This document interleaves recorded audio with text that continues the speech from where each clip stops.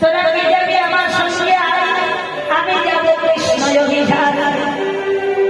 বলে অভিধানে তুই যাবি, তোকে একটু মনোমত করে সাজিয়ে দিবি।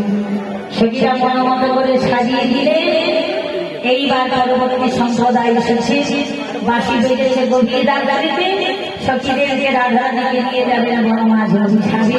সবাই মিলে জেগে বসে চিত্ত স্থির করে সারা রাত্রি ধরে লীলা সাধন করুন। রবীন্দ্রের শাস্ত্রীরা আরম্ভ মনে দিলাম শেষ রাস রাত্রি পুনরায় লীলা ঘন্টার মধ্যে খালি রইল পরবর্তী লীলা সাধন।